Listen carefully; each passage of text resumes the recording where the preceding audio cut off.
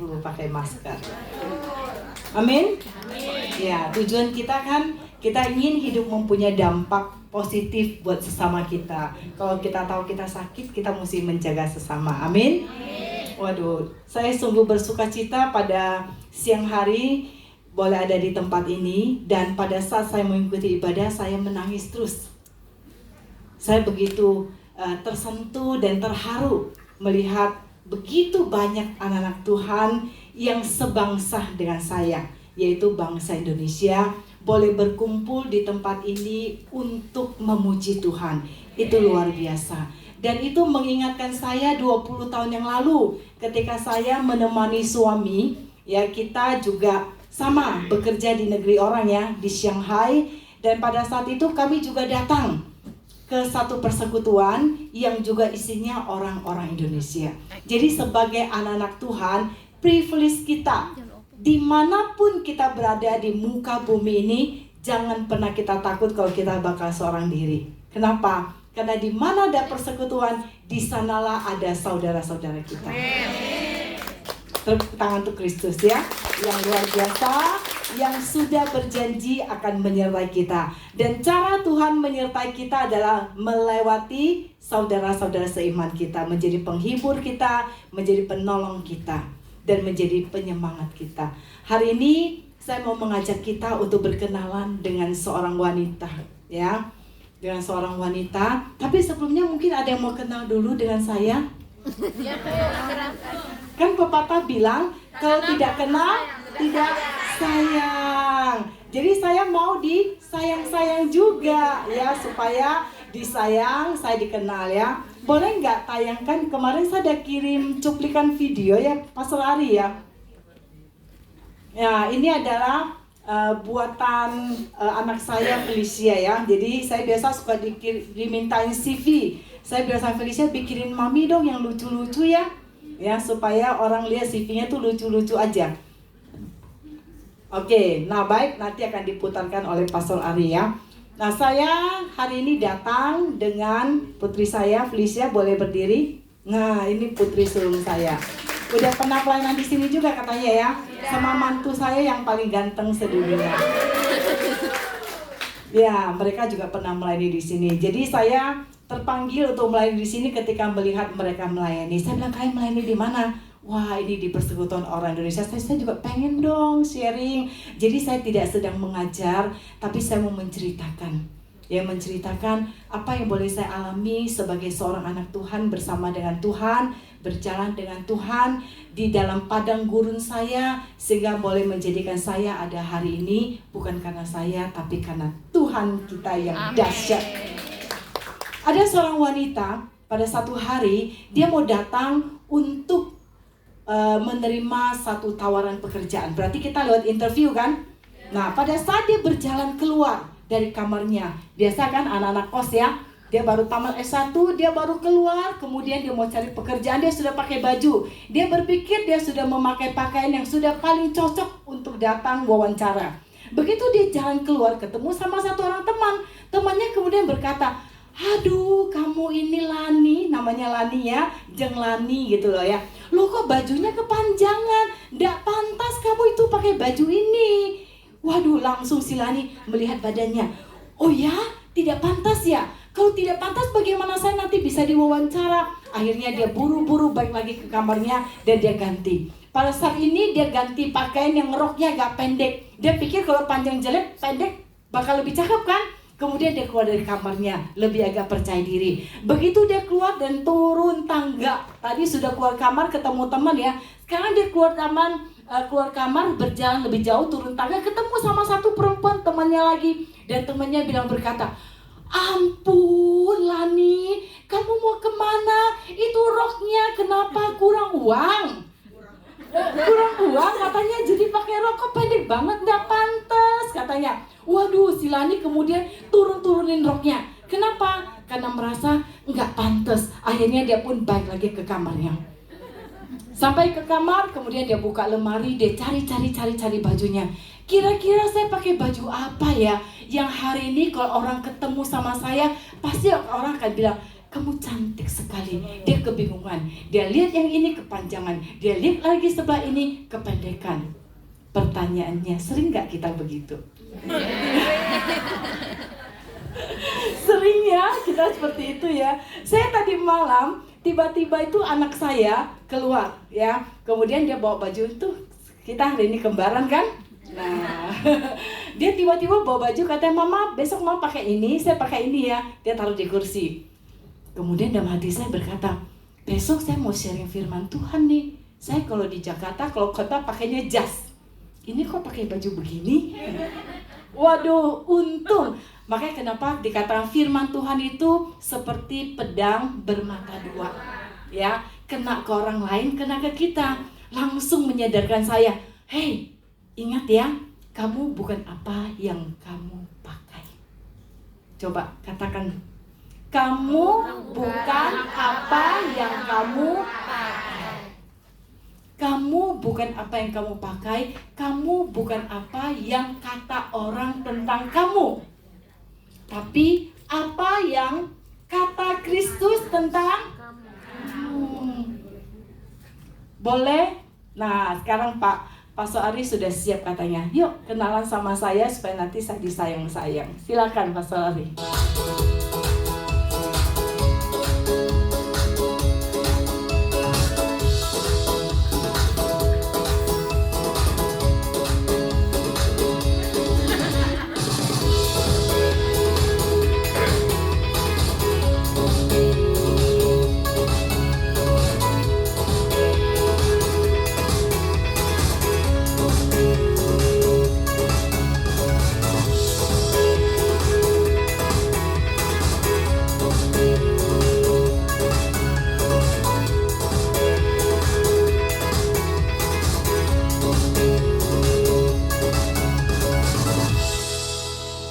Ya, lucu kan? Tepuk tangan buat anak saya. Yang pintar dia, maknya cuma pintar nyuruh doang. Oke, jadi itu sekilas ya. Saya punya 3, Tuhan karuniakan 3 orang anak ya. 2 perempuan, 1 laki, 2 sudah menikah. Yang 1 cowok masih jomblo. Jadi saya masih terima pembukaan. Nanti kontes cari mantu katanya ya. Oke. Nah kemudian kita lanjutkan tadi ya. Jadi firman Tuhan itu adalah senjata bermata 2. Jadi penting sekali bagi kita untuk terus memperkatakan firman. Karena tanpa kita sengaja, satu saat firman itu akan keluar pada saat kita dibutuhkan. Saya sungguh merasakan. Nah wanita yang tadi saya ceritakan, orang itu seperti begini. Cantik gak?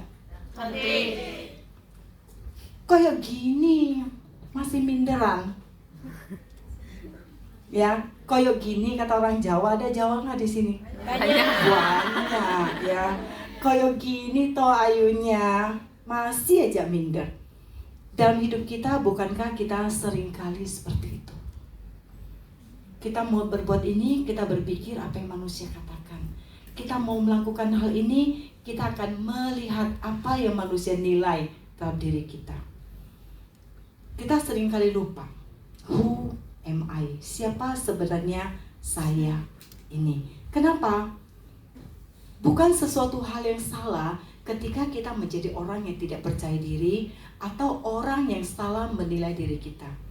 Kita tidak boleh menjadi manusia yang rendah diri atau minder, tapi kita tuh juga tidak boleh menjadi orang yang tinggi hati atau sombong. Makanya Paulus di dalam Roma dikatakan, hendaklah dirimu menilai diri kamu tepat, tidak lebih rendah dan tidak lebih tinggi. Dan nilai yang paling tepat diberikan bukan oleh manusia, tapi oleh Tuhan kita.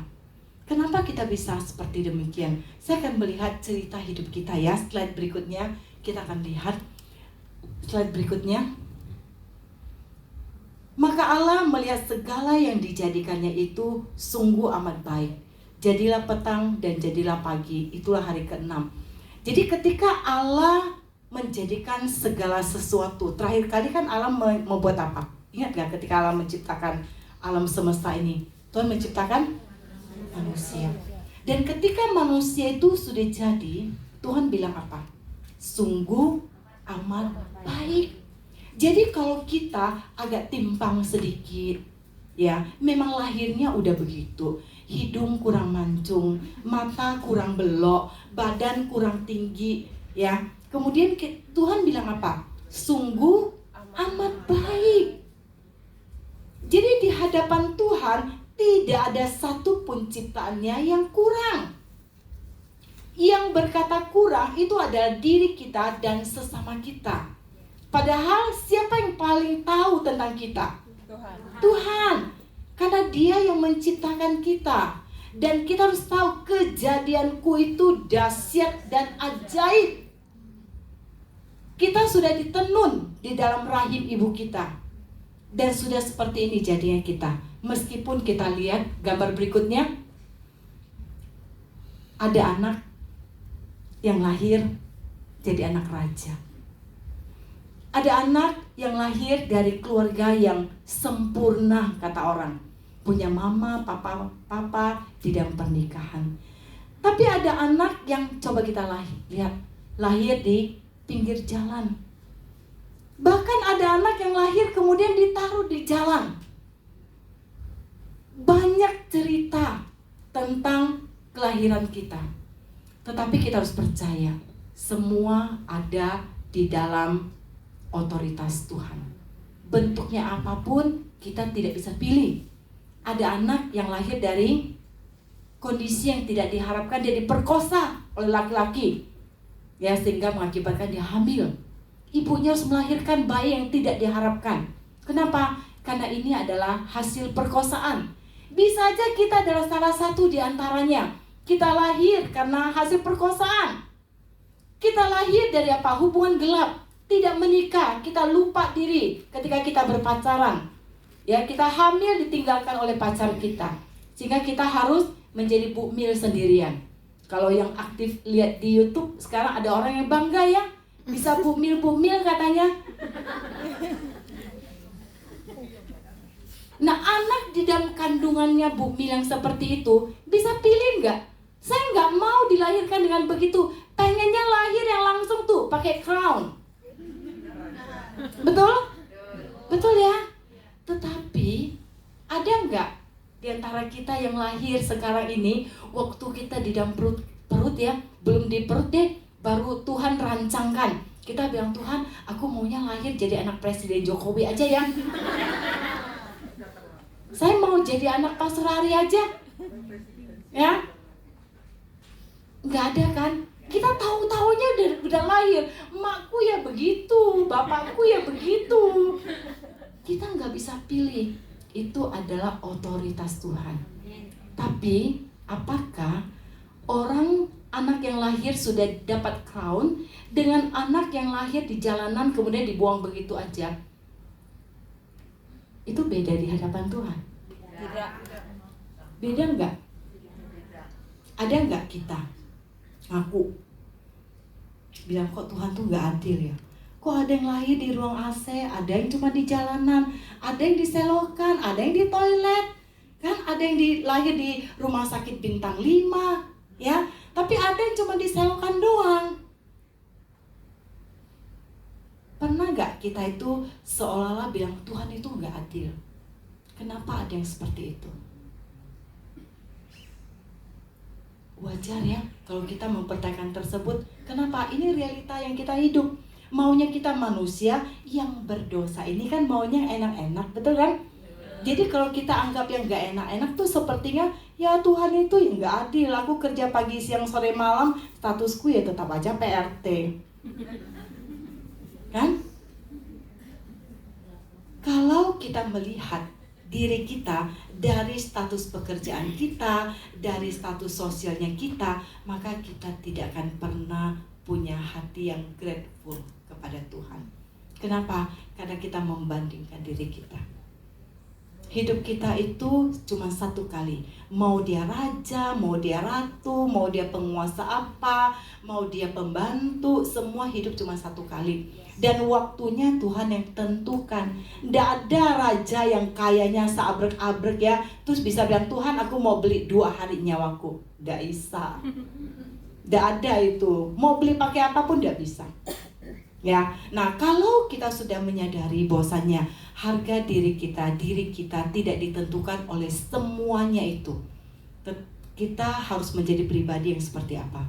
Kita harus senantiasa ingat bahwasannya kita ini adalah orang yang dikasihi Tuhan, orang berdosa, tetapi Tuhan jadikan sebagai barang yang berharga. Dan karena Tuhan menganggap kita ini berharga, itu yang membuat Dia mau datang ke dalam dunia ini untuk apa? Mati di kayu salib. Darahnya yang tercurah harus dipakai untuk menebus dan menyucikan segala dosa kita.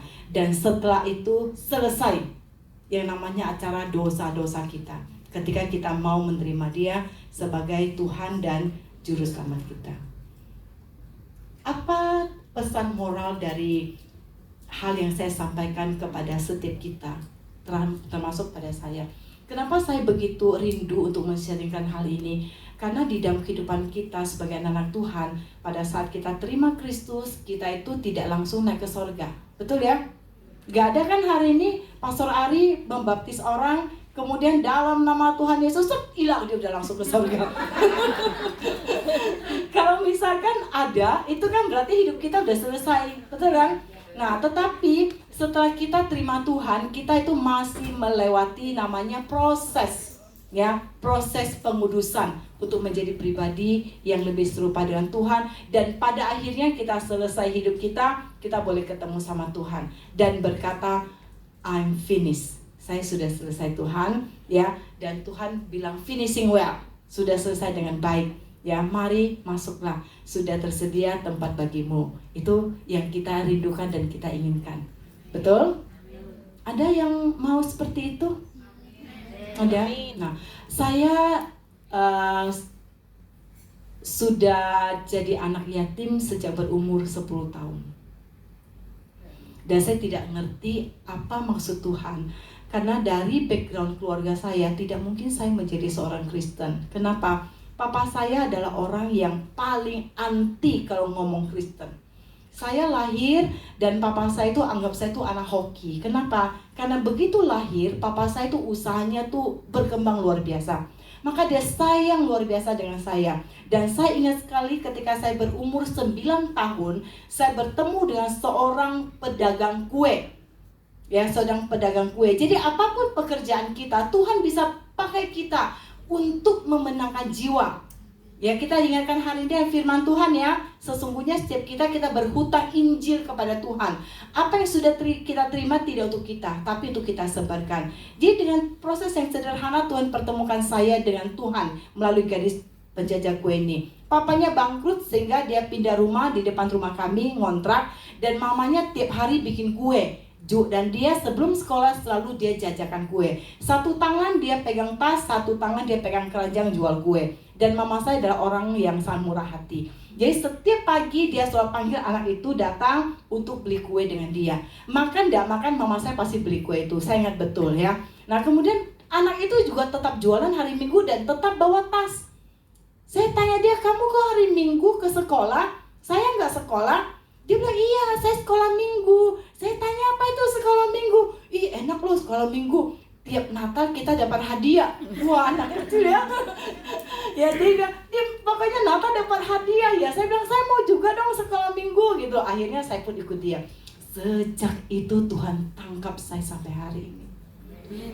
Saya tidak mengerti. Saya pulang sekolah, saya ingat saya dapat stiker ya, tangan yang sedang berdoa. Jadi tiap kali ke sekolah Minggu dapat stiker itu tempel. Nanti kalau sudah penuh Natal dapat hadiah. Jadi kalau nggak pernah absen, hadiah paling besar katanya. Wah saya antusias, saya pulang saya kasih tahu papa saya. Saya pergi ke sekolah Minggu. Sekolah Minggu itu apa? Saya ke gereja. Waduh papa saya marah luar biasa. Papa saya bilang, saya nggak mau lihat lagi kamu ya ke sekolah Minggu. Saya tetap pergi. Saya juga nggak ngerti kenapa pada saat itu apa yang memberanikan saya untuk melawan papa saya. Saya pergi, saya pulang, kemudian papa saya lihat ada ember, papa saya ambil ember itu, papa saya lempar saya mau dipukul sama papa saya. Kemudian saya nggak berani pulang, saya pergi ke rumah tetangga di seberang. Sampai malam-malam papa sudah tidur, mama baru pergi jemput saya. Saya tidak mengerti. Kok saya anak umur 9 tahun bisa begitu ya?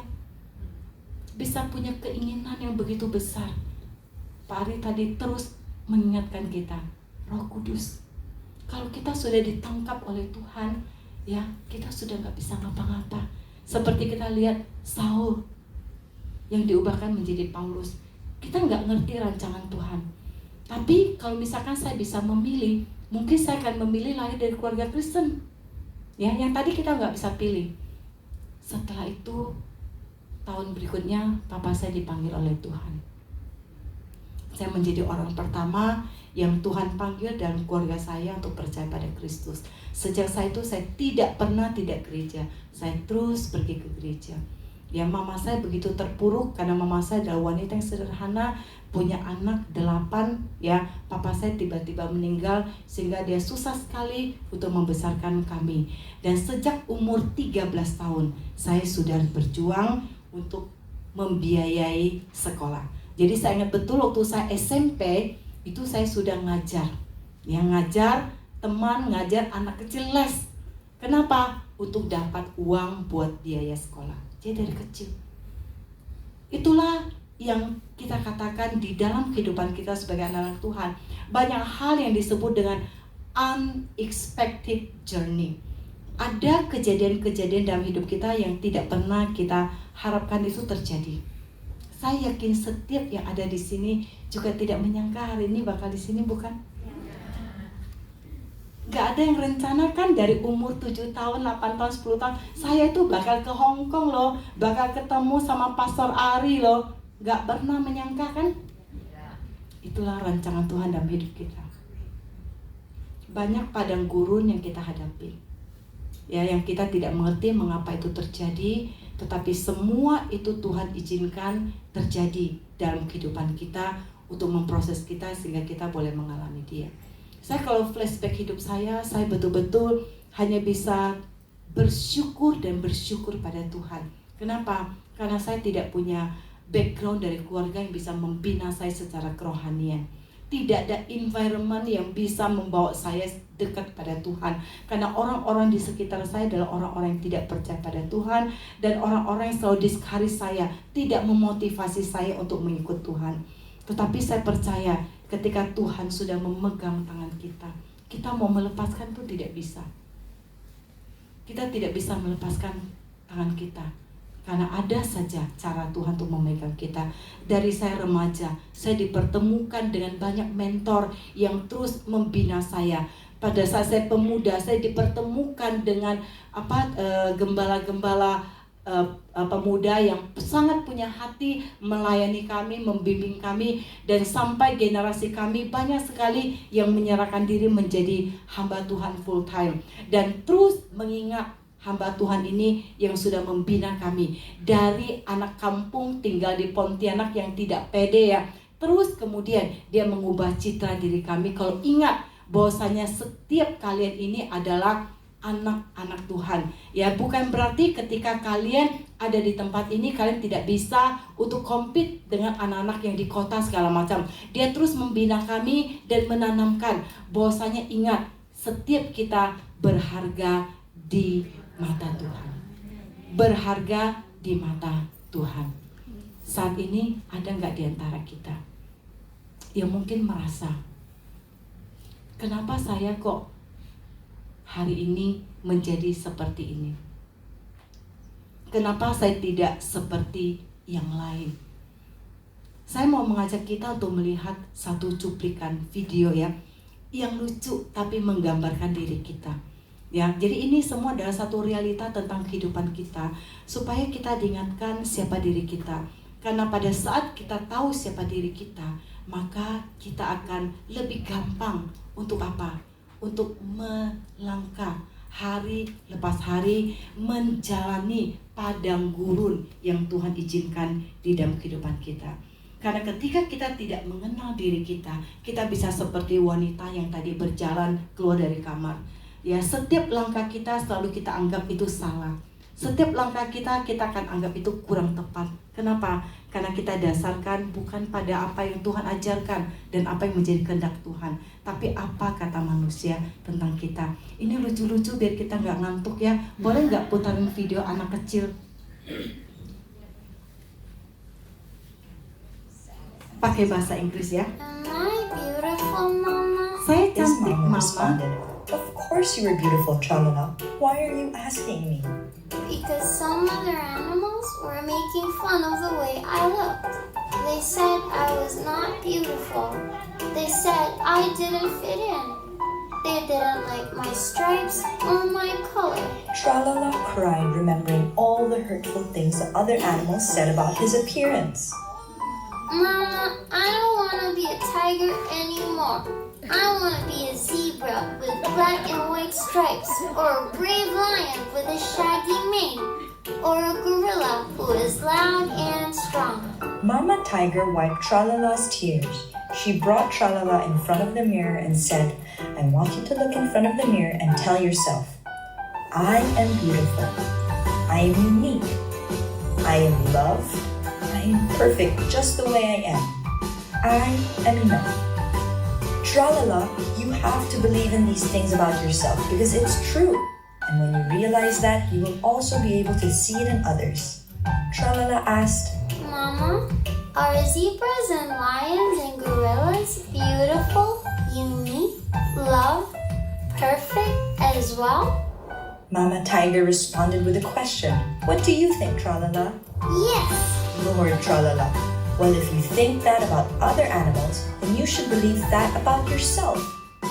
Okay, repeat after me. I am beautiful. I am beautiful. I am unique. I am unique. I am loved.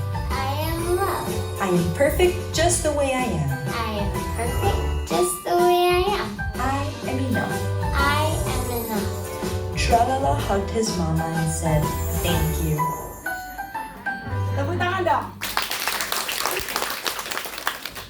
I'm just beautiful just the way I am. ya. I'm beauty. I'm unique. I'm perfect. Tapi bukan di hadapan manusia, tapi di hadapan Tuhan. Masih mau jadi kucing? Atau jadi gorila? Atau jadi cicak? Enggak ya? Enggak. Jadi kita tidak perlu menjadi siapapun. Kita perlu hanya menjadi orang yang hidupnya benar di hadapan Tuhan.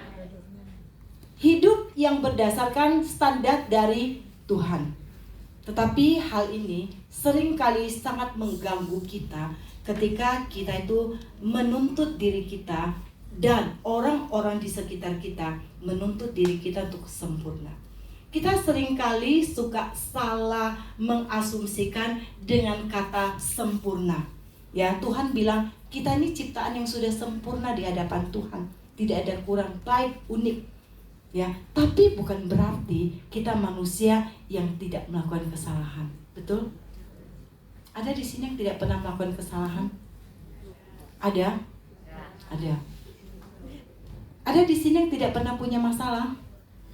Tidak ada. Tidak ada. Pertanyaannya adalah sekarang kita mendengar banyak orang yang decided untuk bunuh diri. Betul? Di Hong Kong bagaimana? Sama. Di Indonesia sekarang ini disebut kondisi sedang dalam kondisi darurat kesehatan mental. Jadi sejak pandemi itu rumah sakit jiwa tidak lagi bisa menampung orang-orang yang datang dengan gangguan jiwa baik ringan maupun berat. Maka kenapa dikatakan kita sedang dalam kondisi darurat kesehatan jiwa? Satu alasannya, karena kita hidup di environment orang yang menuntut kita untuk menjadi orang yang sempurna dan baik. Bisa nggak? Bisa? Termasuk diri kita. Orang yang bunuh diri adalah orang yang tidak bisa memaafkan dirinya. Dan itulah hukuman yang dia berikan kepada dirinya. Tidak bisa memaafkan dirinya sehingga dia menganggap hukuman yang paling pantas adalah dia harus pergi. dari dunia ini. Padahal dia tahu, dia tidak tahu bahwasanya hidup mati dia bukan di tangannya dia. Dia sudah mengambil hak Allah. Ini adalah hak, ini adalah otoritas Allah hidup matinya kita. Tadi kita sudah lihat cara lahir kita nggak bisa pilih. Cara mati kita pun kita tidak bisa pilih. Minggu ini saya begitu sedih. Ya, saya cerita ke anak-anak saya bilang, Mami sedih sekali. Ya, karena hari ini rencananya teman saya mau memimpin satu perjalanan rohani ke Holy Land, berangkat 20 orang. Hari Kamis dia meninggal dunia, hari Rabu dia meninggal dunia. Dalam kondisi bagaimana? Sedang survei untuk acara retret. Seorang oma-oma umur 69 tahun yang mendedikasikan hidupnya untuk melayani Tuhan. Dia pergi untuk mempersiapkan acara retret, dia pulang nabrak jembatan, kemudian besinya itu tertancap di dadanya dan dia meninggal. Saya mendengar itu, saya sedih. Saya tambah sedih lagi ketika ada orang yang ngomong, kok orangnya baik, matinya tragis ya? Sering gak kita bilang begitu? Orang udah meninggal, kita memperkatakan hal yang buruk. Kok tragis ya? Pada saat kita ngomong seperti itu, kita kan sedang mau ngomong apa? Kita mau memperkatakan cara Tuhan memanggil dia itu gak benar.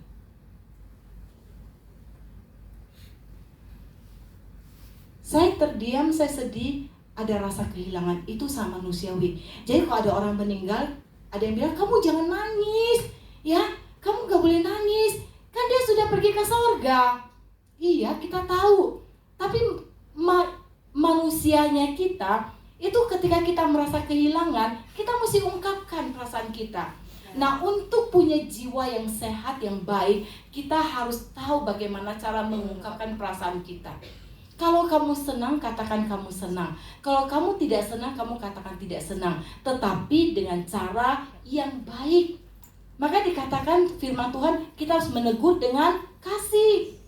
Ya, kita tidak mencemooh di belakang orang itu. Kalau betul kita sayang kepada dia, ketika kita menemukan ada hal yang perlu dikoreksi oleh teman kita panggil empat mata, kita bisa bicara. Dengan santai saja, kita ungkapkan. Misalkan kita nggak senang apa yang dia katakan tentang kita atau apa, kita ungkapkan itu.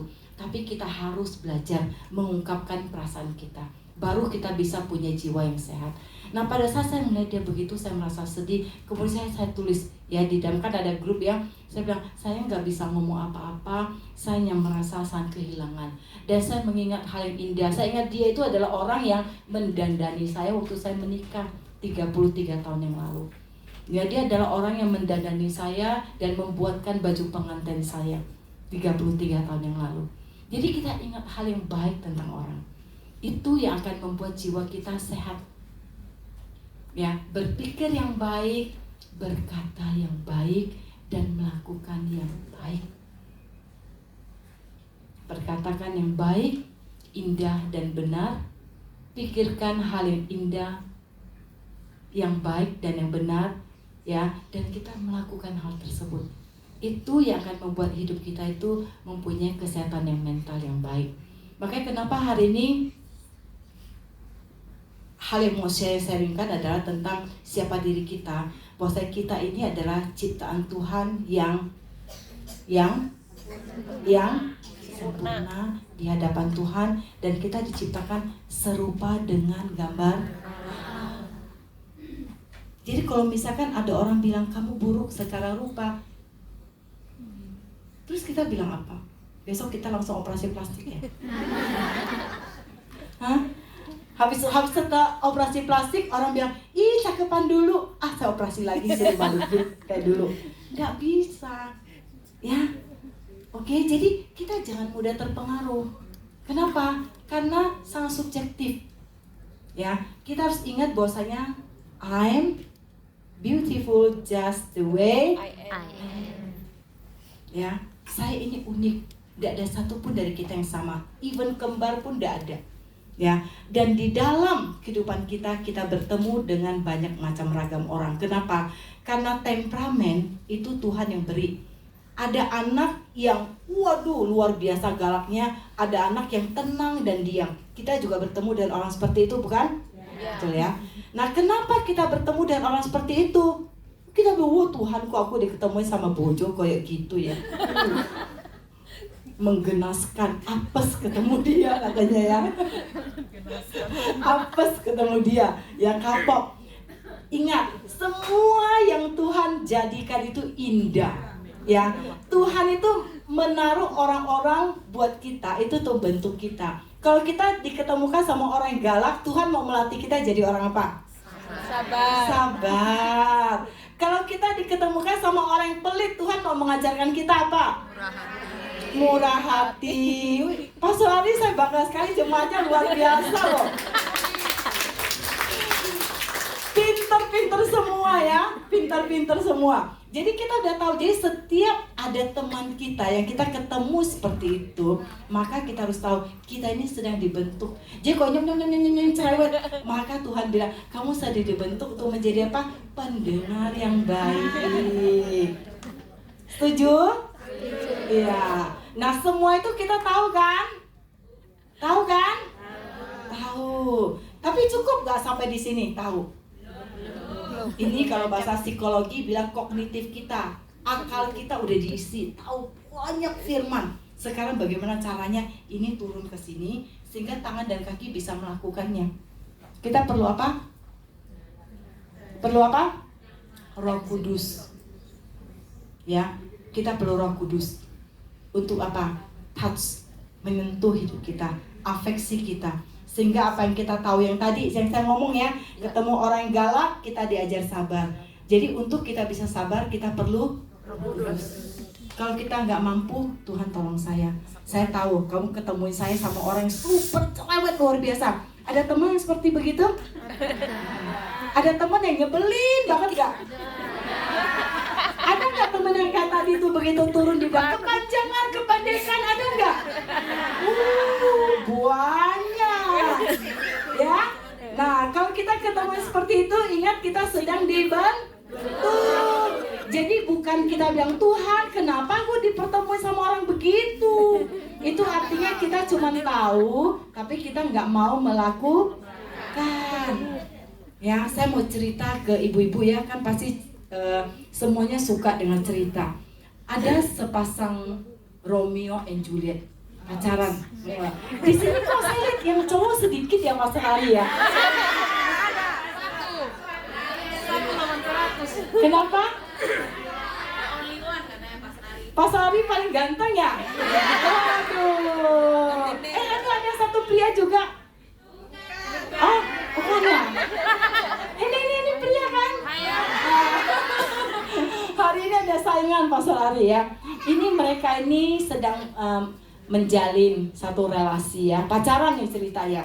Manis banget. Apa yang mau diinginkan oleh perempuan itu selalu dikabulkan. Saya mau minta berlian, cincin berlian, ayo dibeliin. Siapa yang mau begitu? Ya. Wah, pada mau kan? Itu ada tas yang baru tuh di Wancai katanya lagi diskon. Yuk kita ke sana beli. Saya pengen makan steak, diajak. Waduh, ini kira-kira cowok begitu idaman nggak? Yes, of course. Idaman nggak? Idaman nggak? Banget. Akhirnya si cewek itu pun melting ya. Kenapa? Karena cowok itu ganteng, tapi masih gantengan mantu saya.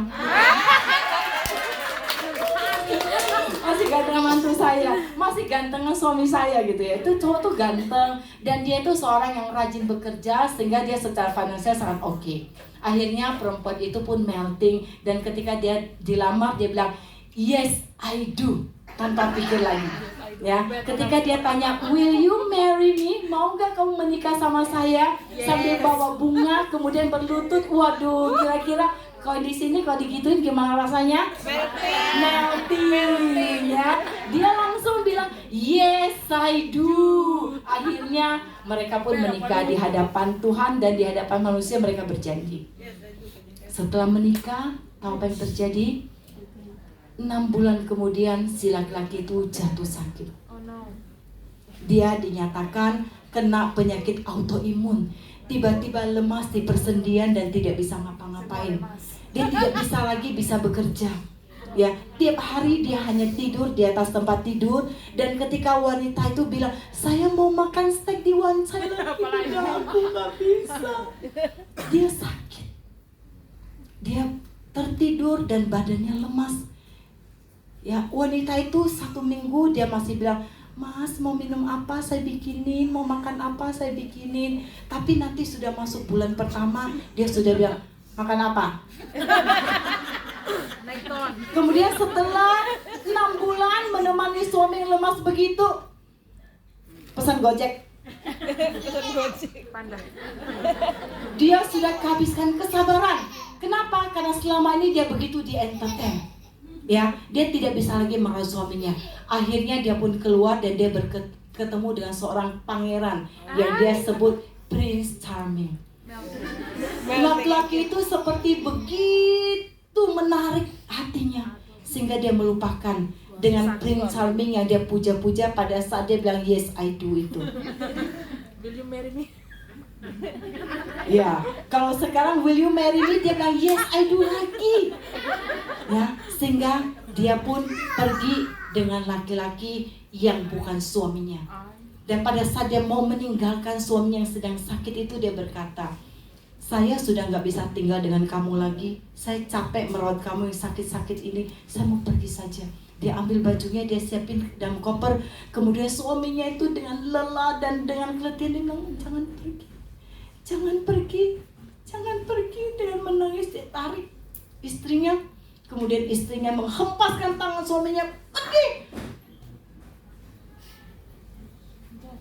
Saya nggak bisa hidup lagi sama kamu. Suaminya kemudian merangkak ke lantai dan memohon kepada dia, jangan tinggalin aku butuh kamu. Dia tendang suaminya, kemudian dia biarkan suaminya, dia ambil koper dan dia pergi. Itulah wanita yang tadi, yang bilang yes I do.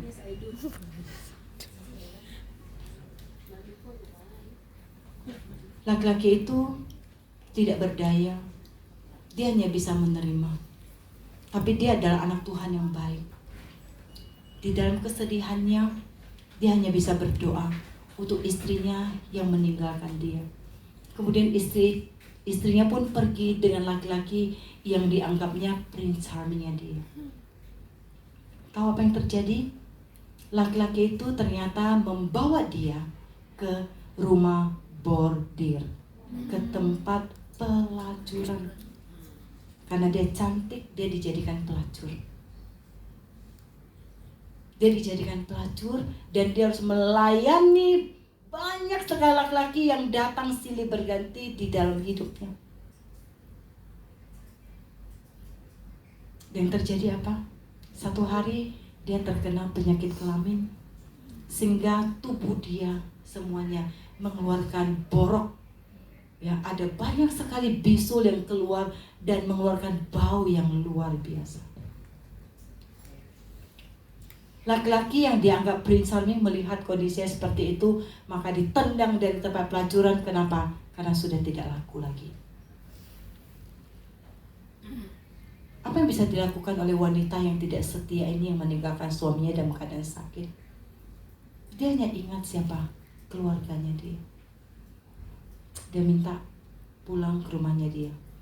Dan ketika kakaknya melihat kondisi dia seperti itu, dia ingat dengan perempuan ini yang masih punya suami. Dan kakaknya berinisiatif untuk datang kepada suaminya untuk menceritakan kondisi istrinya. Pada saat dia bertemu dengan suaminya, kakak dari perempuan tadi bertemu dengan suaminya sudah sehat kembali, sudah bekerja kembali, sudah kembali menjadi Prince Charming, cowok yang ganteng. Ketika cicinya bercerita, pria itu hanya diam.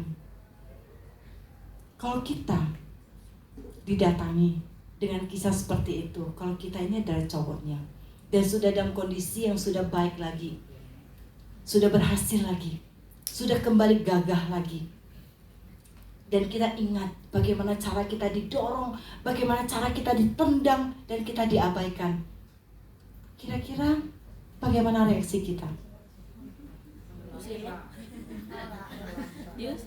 Hah? Ditolak. You go. Nggak terima. Itulah kita manusia kan. Yang terjadi, pria ini dia datang ke rumah sakit di mana perempuan itu dirawat. Karena cicinya mengatakan sekarang istri kamu sedang dirawat di rumah sakit dengan kondisi yang tidak berdaya karena dia terkena penyakit kelamin. Akhirnya si laki-laki itu datang ke rumah sakit. Kebayang nggak? Dia datang ke rumah sakit dan sampai di rumah sakit yang dia lakukan pertama adalah dia pergi ke kasir. Kenapa? Karena ada begitu berat biaya yang mesti dikeluarkan dan wanita dan keluarga tidak mampu untuk membayar. Kemudian dia pun membereskan. Cici dari wanita tersebut ke kamar adiknya yang sedang terbaring, terkapar, tidak berdaya. Dia bilang, suami kamu lagi datang. Perempuan itu begitu kaget. Hah? Si Alex datang? Cicinya bilang, betul, dia datang. Dia datang untuk apa? Untuk menertawakan saya, Kak. Dia bilang, saya nggak tahu, dia sedang di depan. Dia takut sekali. Kenapa? Karena dia langsung ingat bagaimana dia mendorong suaminya, bagaimana dia menendang suaminya, dan dia mengatakan, saya nggak bisa lagi dan saya nggak mampu lagi tinggal beserta dengan kamu. Sekarang dia diperhadapkan dengan orang tersebut. Dia begitu ketakutan. Dan tiba-tiba terdengar ada suara ketukan pintu. Ada ketukan pintu yang mau masuk ke dalam ruangan dia dirawat. Dia lihat, wah, seperti itu gambar suaminya. Dia takut, kemudian dia lari dan dia sembunyi di kamar mandi. Dia tertunduk, dia malu sekali dan dia gak berani untuk bertemu dengan suaminya. Suaminya masuk dan dia tidak melihat istrinya dari mana. Tapi dia melihat cahaya di kamar mandi itu nyala. Berarti istrinya ada di dalam. Dia tahu istrinya pasti ada di dalam. Dia melangkah dengan pelan-pelan, kemudian dia membuka pintu itu dan dia panggil istrinya. Istrinya bernama Lady. Laki-laki itu bernama Alex. Si Alex memanggil Lady. So, istrinya nggak berani melihat suaminya. Dia gemetar, dia takut sekali. Dia tidak berani menjawab. Kemudian suaminya mendekat panggil, Lady, ayo naik. Dia nggak berani, dia takut. Dia bilang, kenapa kamu datang? Kenapa kamu datang? Saya tidak berani untuk melihat kamu. Saya tahu betapa saya bersalah pada kamu.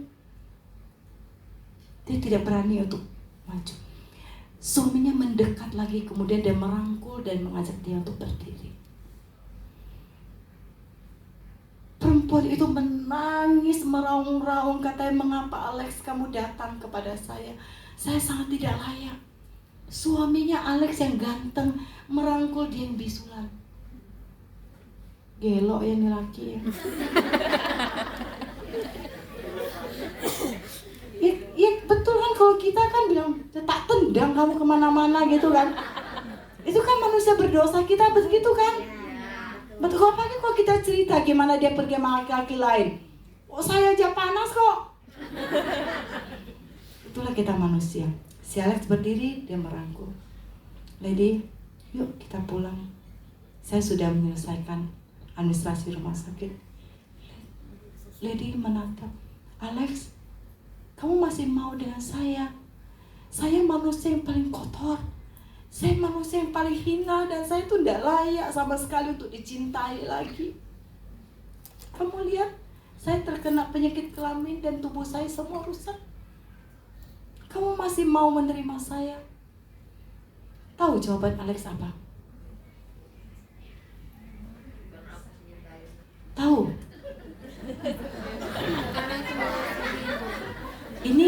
Ini kalau dengar pasti semua kita jatuh cinta sama dia.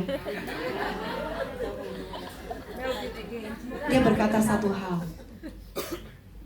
Lady, mari kita pulang. Saya tidak lebih baik dari kamu. Saya juga orang berdosa. Saya tidak lebih baik dari kamu, Lady. Saya juga orang berdosa. Kebayang gak? Orang yang disakiti, dia bisa bilang begitu. Saya tidak lebih baik dari kamu. Sekarang pertanyaannya saya adalah, betul gak sih apa yang dikatakan Alex? Kok dia tidak lebih baik dari Lady? Betul nggak? Betul? Bisa nggak kita seperti itu? Tidak.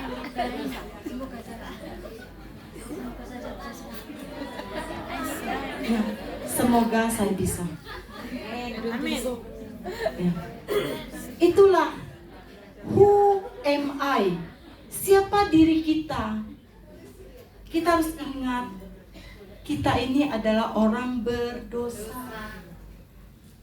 Tetapi di hadapan Tuhan kita berharga. Kita berharga.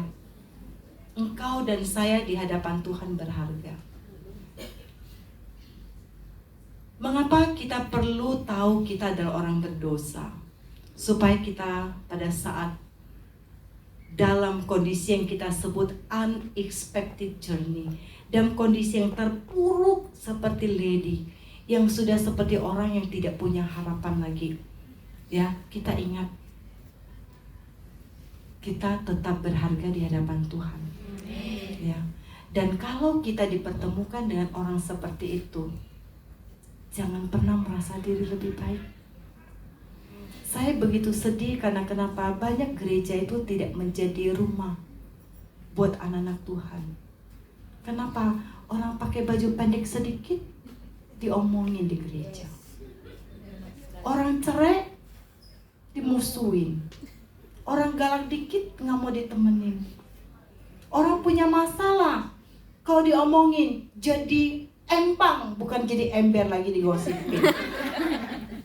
Betul nggak? Betul. Terus yang terjadi apa? Gereja itu adalah pentas bagi kita untuk menampilkan diri yang terbaik, jadi pragawa dan pragawati.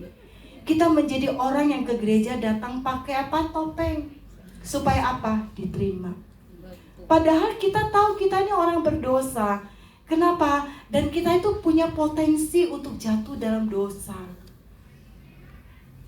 Tetapi Tuhan bilang, datanglah engkau yang berbeban berat dan berletih lesu. Ketika kita jatuh dalam dosa, kita datang pada Dia. Ya, akuilah dosamu. Dan Tuhan akan senantiasa membuka tangannya. Kenapa? Karena Dia adalah adil dan setia dan tidak pernah memperhitungkan dosa dan salahnya manusia. Tapi saya selalu ngomong, kita manusia lebih takut sama manusia dibanding sama Tuhan. Benar nggak? Betul. Pada saat kita jatuh dalam dosa, kita lebih takut dihakimi sama orang-orang. Kenapa? Karena orang-orang itu bukan hakim yang adil. Tidak tahu kenapa kita bisa jatuh. Taunya hanya punya tangan buat menuding. Saya mengajak kita untuk mengenal who am I, siapa diri kita, supaya kita boleh menjadi apa adanya diri kita, yaitu orang yang berdosa, yang Tuhan katakan berharga di hadapan Tuhan. Dan kita mau mempunyai kasih seperti yang dimiliki oleh Alex tadi.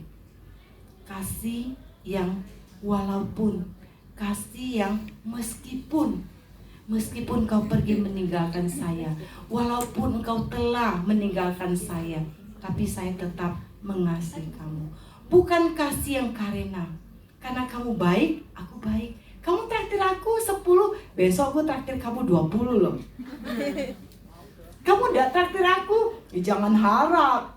Ya, padahal tadi belajar kan ketemu orang pelit, kita diajarkan untuk murah hati. Ya, demikianlah sekilas tentang cerita siapa diri kita, siapa diri saya, siapa diri setiap kita yang hadir di tempat ini. Setiap kita adalah orang yang berdosa. Tapi Tuhan berkata kita adalah orang yang berharga. Ya, oleh sebab itu Dia mengasihi kita dan Dia mau datang ke dalam dunia ini mati. Supaya apa? Supaya hubungan kita yang rusak sama Allah diperdamaikan. Dan kita layak memanggil Dia sebagai memanggil dia sebagai sahabat. Dan bukan hanya sebatas itu. Tadi Pastor Ari ingin mengingatkan, Injil yang kita terima itu untuk kita kabarkan.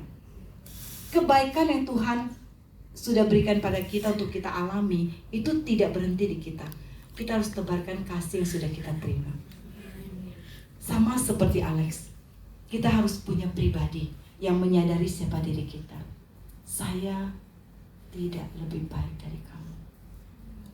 Kalau kita tahu kita tidak lebih baik dari orang-orang yang berdosa, maka kita akan punya sikap seperti hati Kristus, hati yang penuh dengan belas kasihan. Mau? Saya akan mengajak kita untuk menyanyikan satu pujian bersama-sama, berdiri dan kita aminkan lagu ini.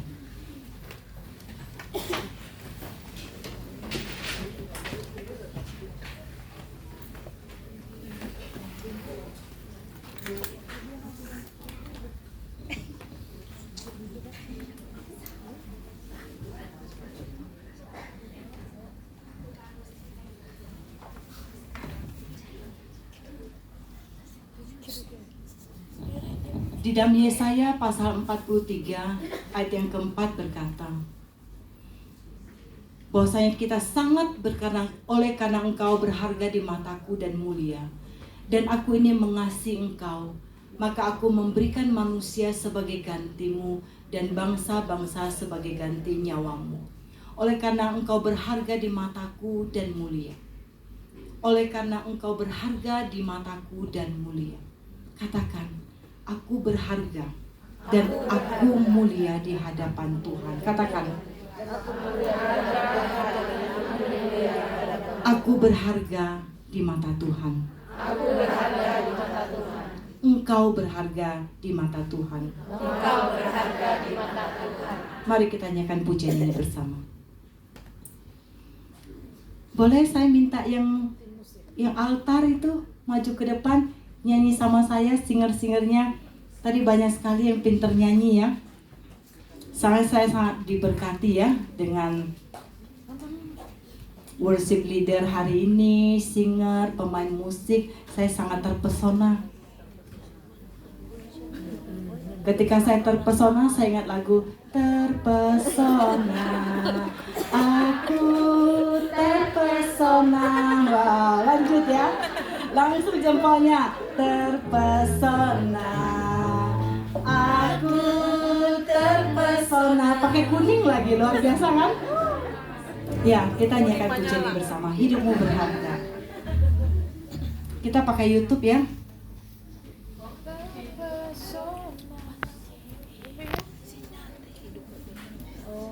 Atau bisa lagunya? Bisa ya? Allah, tiada yang tak berkenan di hadapannya. Bisa? Bisa. Pemusik oke? Waduh, makin terpesona saya. Kasih tepuk tangan ya. Gak usah pakai YouTube. Saya pikir saya karena gak bisa main musik, saya pakai YouTube. Ternyata ini luar biasa. Mari kita nyanyikan pujian ini. Kita aminkan bersama-sama, katakan, hidupku berharga di hadapan Tuhan. Di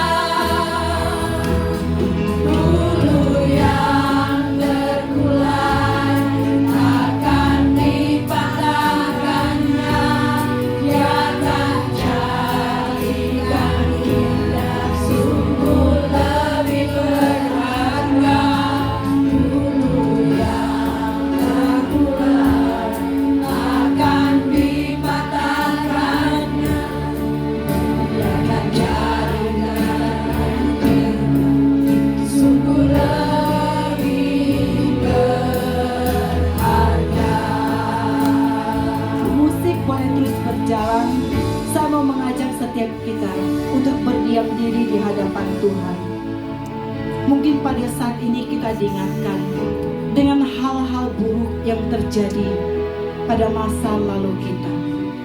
Mungkin ada kesalahan yang kita lakukan yang orang-orang tidak tahu dan tidak pernah tahu akan apa yang sudah pernah terjadi dalam kehidupan kita. Hari ini firman Tuhan mengingatkan pada setiap kita, tidak ada satu kesalahan pun yang tidak bisa diampuni oleh Allah. Dan tidak pernah ada satu hal dosa apapun yang bisa memisahkan kita dari Allah kita. Biar kita ingat, Allah begitu mengasihi kita. Bahkan tidak ada sehelai rambut kita pun yang jatuh tanpa sepengetahuan Allah. Sebegitu berharganya kita di hadapan Tuhan. Ketika kita masih terus berkubang di dalam dosa, kita masih terus melakukan dosa yang sama, kita ingat akan kasih Tuhan kepada kita.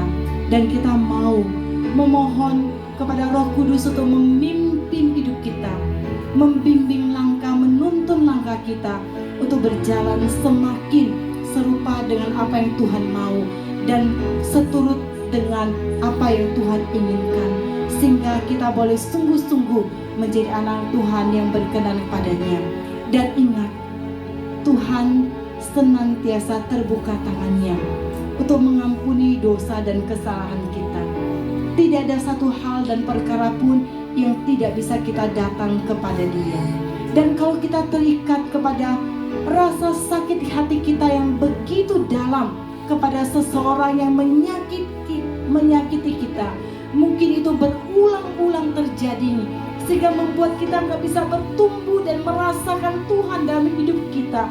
Kita mau ingat dengan apa yang dikatakan Alex pada hari ini, seorang anak Tuhan yang sangat sadar dan tahu siapa dirinya. Kita akan melepaskan pengampunan dan kita ingat, kita pun tidak lebih baik dari orang yang menyakiti kita.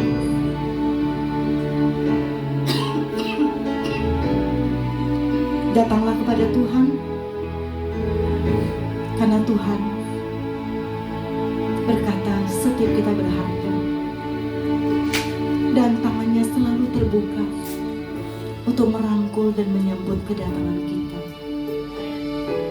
Berbicara kepada Dia. Kalau masih ada hal-hal yang saat ini kita ditegur dan diingatkan siapa diri kita. Kita mau berdamai dengan diri kita.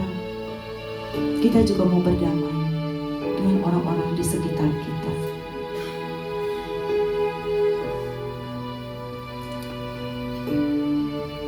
Singer boleh menyanyikan pujian ini sekali lagi. Sementara setiap kita berbicara dengan Allah secara pribadi.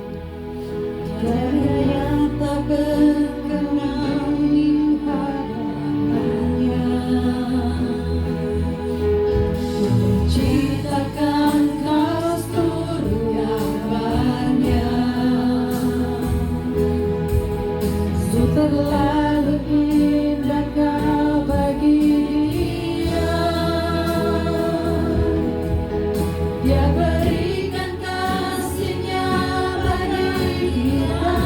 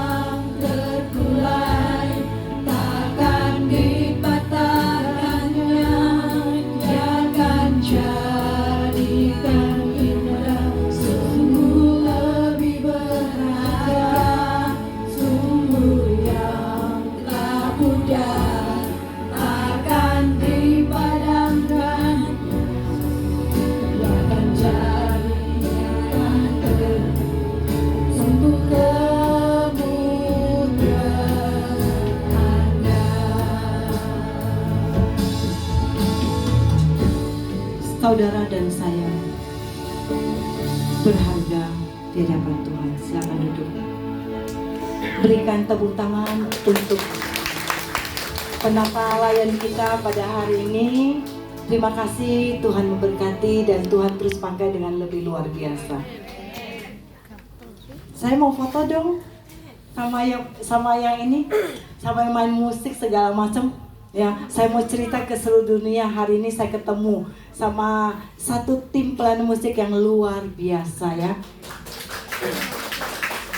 Mereka bisa luar biasa karena punya Allah yang luar biasa. Boleh nggak difotoin? Anak saya hilang sama mantu.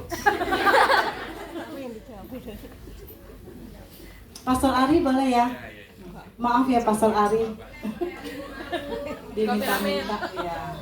Yuk kita dekat-dekat ya. Kita kan sama-sama orang berbiasa. Jadi boleh dekat-dekatan. Tamburnya hilang. Hilang, mana tamburinya?